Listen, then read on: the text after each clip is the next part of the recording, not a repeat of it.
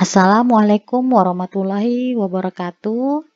Kita lanjutkan materi kita hari ini dengan obat anti mual dan muntah. Dan hari ini kita akan membahas mengenai istilah dari mual muntah, etiologi, patofisiologi, presentasi klinis, dan penata laksanaannya. Ya, yang pertama istilah. Mual ini adalah kecenderungan untuk muntah ya. Jadi perasaan di kerongkongan atau di daerah epigastrik yang memberitahukan kepada seseorang bahwa ia akan segera muntah. Dan kalau muntah itu berarti sudah keluar ya isi lambung melalui mulut, seringkali dengan kekuatan yang besar.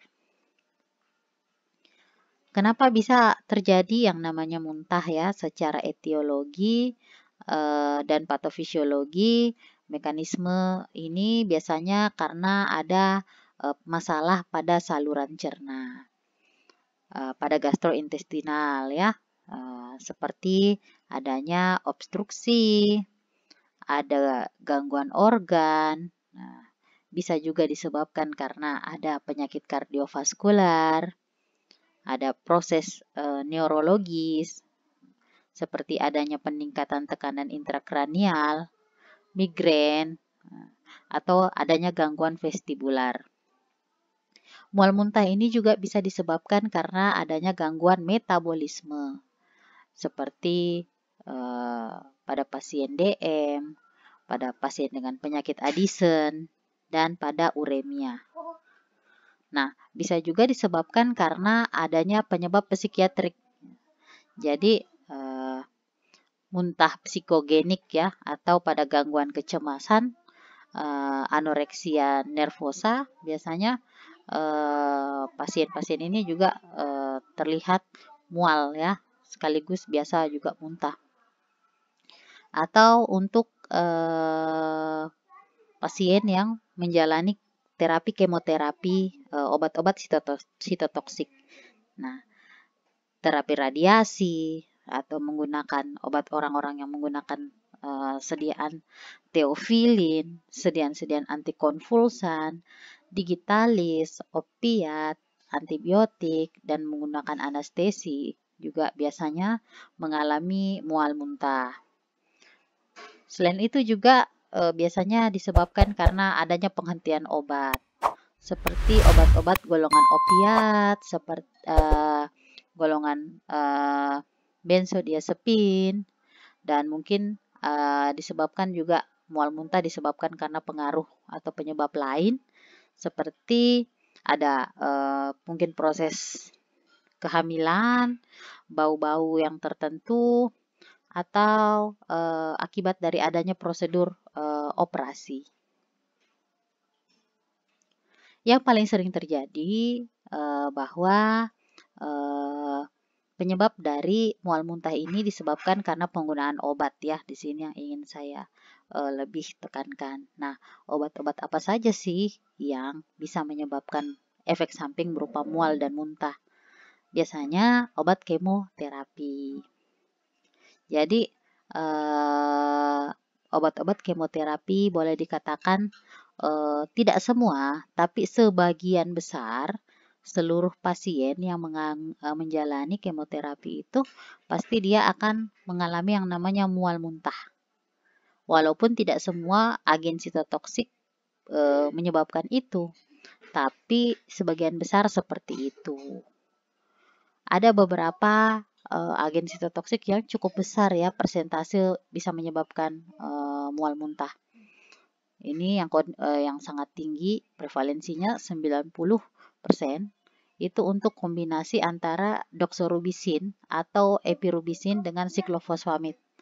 Ada juga golongan karmusin, cisplatin,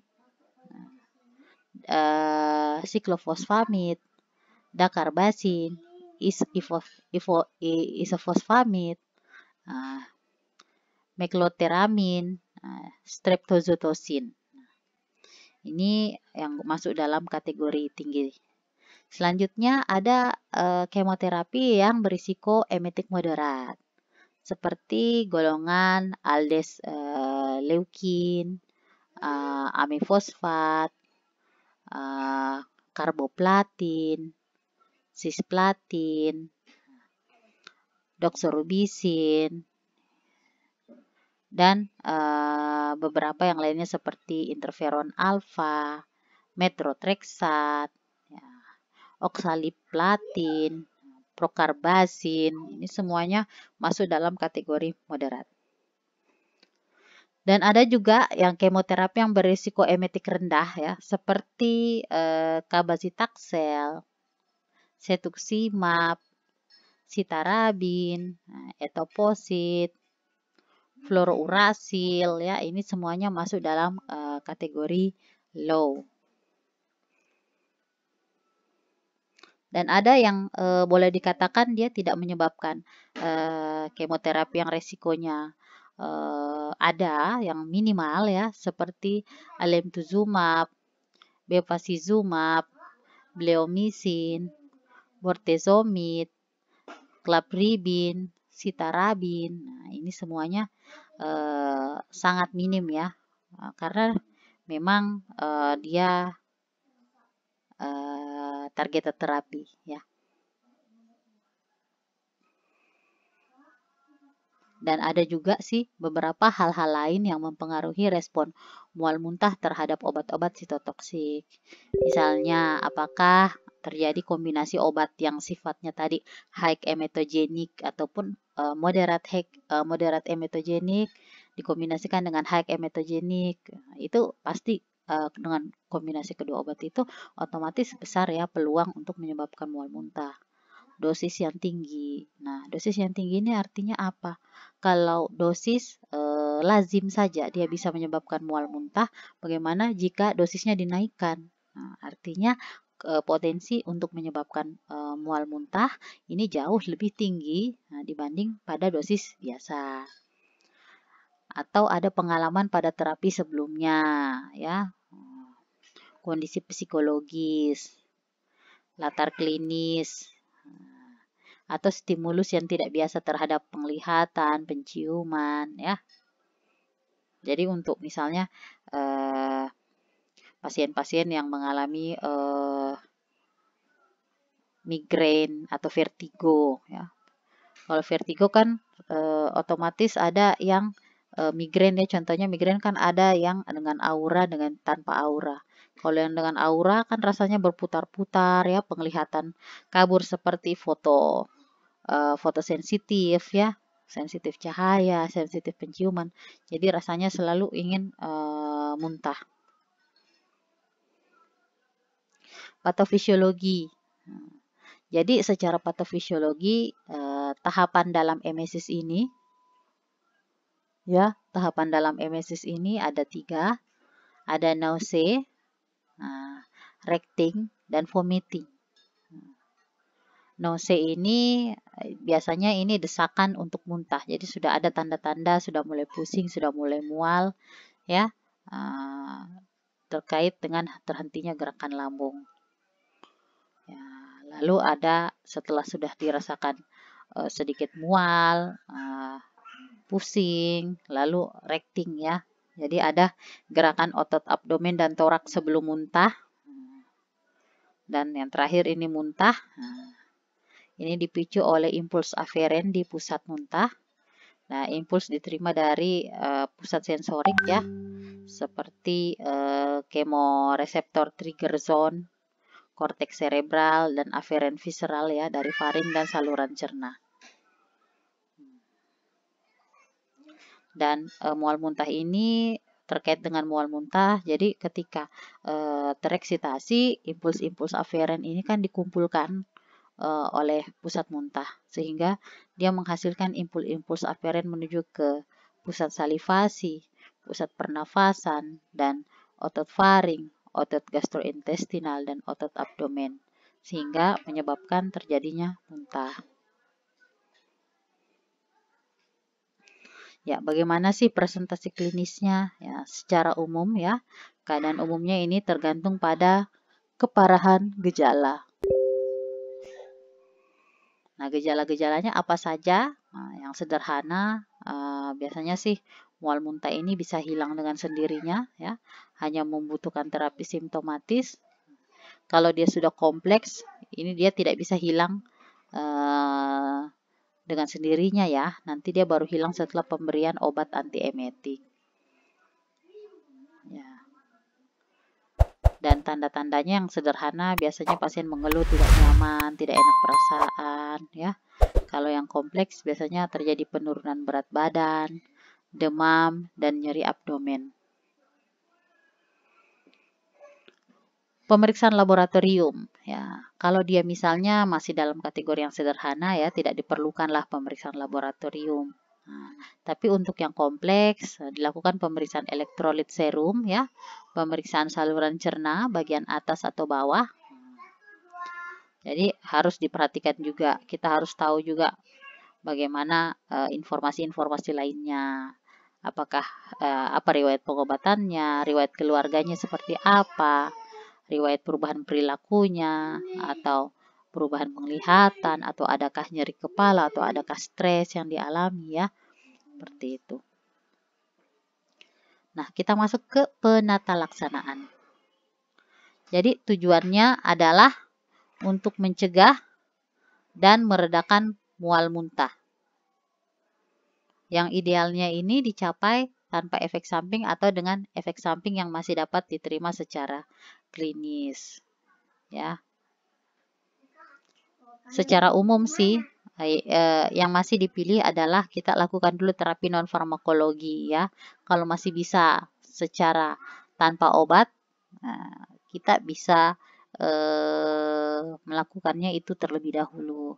Nanti jika pasien sudah mulai merasa memang tidak nyaman sekali harus menggunakan obat, barulah kita menggunakan terapi farmakologi ya.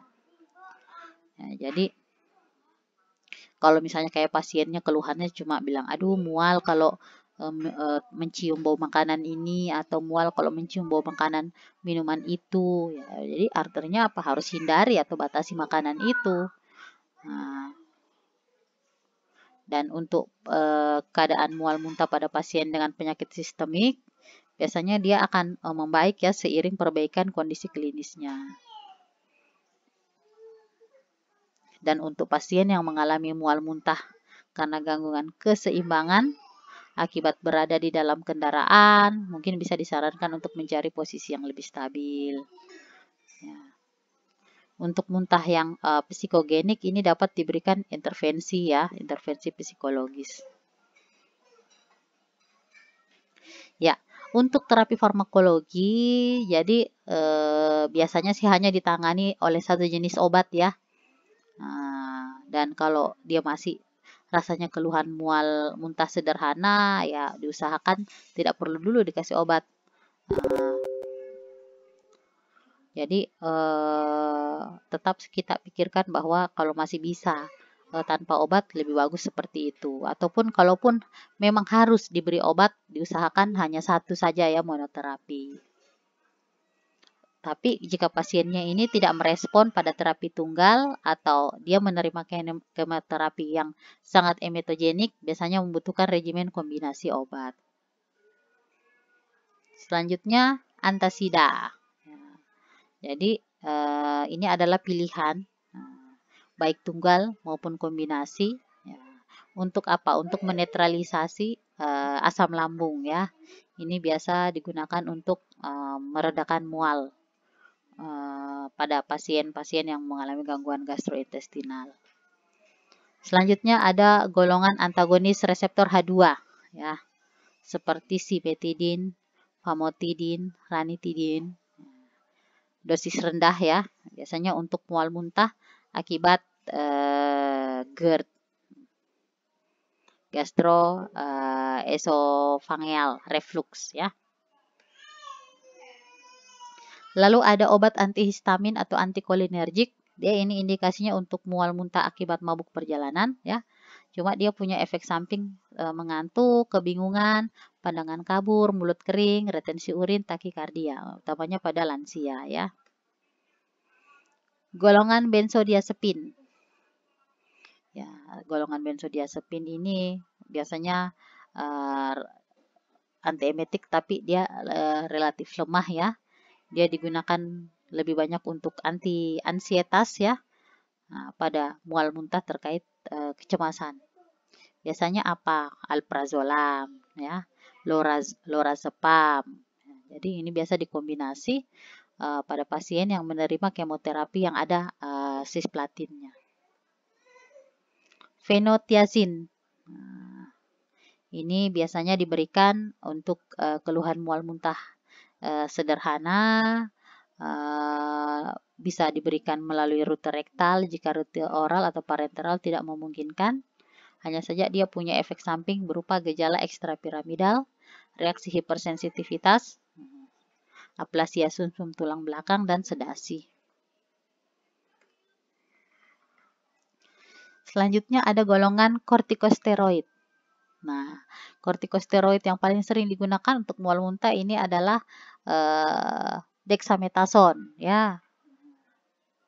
Biasanya ini juga dia diberikan untuk mual dan muntah pasca operasi, baik tunggal maupun kombinasi dengan antagonis reseptor 5-HT3 ya. Jadi memang untuk kemoterapi induced nausea and vomiting atau kemoterapi yang dapat menginduksi mual muntah, ini dexamethasone ini efektif ya, digunakan pada pencegahan emesis akut maupun mual dan muntah yang tertunda pada pasien yang menerima cisplatin. Lalu ada metoclopramid. Metoclopramid ini digunakan sebagai antiemetik pada pasien gastroparesis diabetik ya. Jadi dia biasa dikombinasikan dengan dexamethasone untuk mencegah mual dan muntah yang tertunda pada pemberian kemoterapi. Ya. Ada juga antagonis reseptor 5-HT3 seperti dolasetron, granisetron, ondansetron. Ini merupakan terapi standar untuk mual dan muntah yang terkait pemberian kemoterapi pasca operasi atau setelah radiasi. Efek samping yang terjadi konstipasi, nyeri kepala, dan astenia. Lalu ada juga golongan cannabinoid ya, obat nabilon atau dronabinol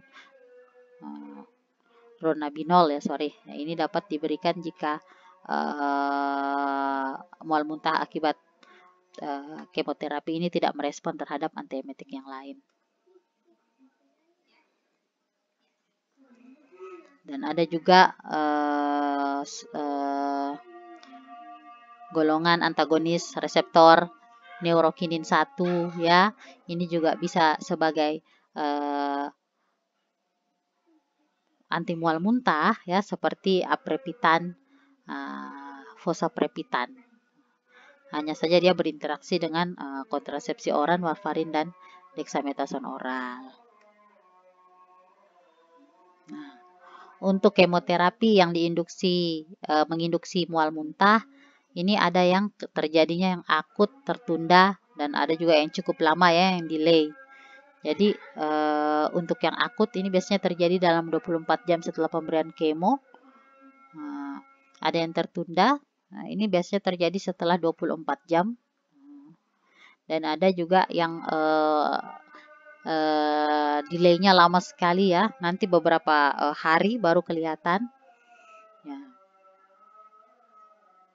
Jadi untuk pasien yang menerima kemoterapi yang berisiko tinggi emetogenik, biasanya regimennya ada antagonis reseptor 5-HT3, dexamethasone, dan aprepitan.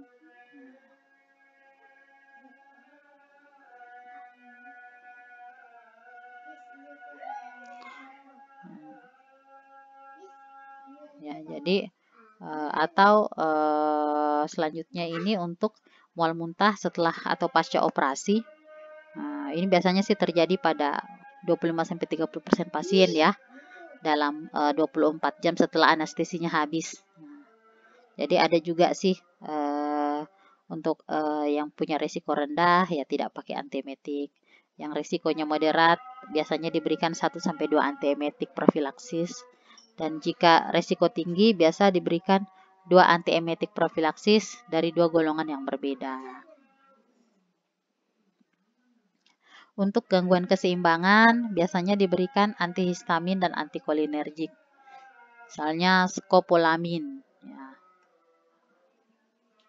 Selain itu ada juga mual dan muntah selama kehamilan. Nah, jadi ini biasanya disarankan untuk memperbaiki pola makan atau pola hidup ya. Seperti diberikan piridoksin. Piridoksin ini vitamin B6 ya. Atau dengan tanpa doksilamin. Kalau dia tidak memberikan respon yang baik atau pasien mengalami dehidrasi, bisa ditambahkan dengan cairan ya. Biasanya juga diberikan ondansetron 2-8 mg per oral atau IV selama 8 jam kalau memang dibutuhkan. Untuk anak-anak, biasanya bagi anak-anak yang menerima kemo yang beresiko tinggi emetogenik bisa diberikan kortikosteroid ditambah dengan antagonis reseptor 5-HT3. Dan pada anak-anak kalau mengalami muntah karena gastroenteritis, biasanya yang disarankan adalah rehidrasi ya, dibandingkan dengan pemberian antiemetik. Itu saja mungkin yang bisa saya sampaikan. Terima kasih. Wassalamualaikum warahmatullahi wabarakatuh.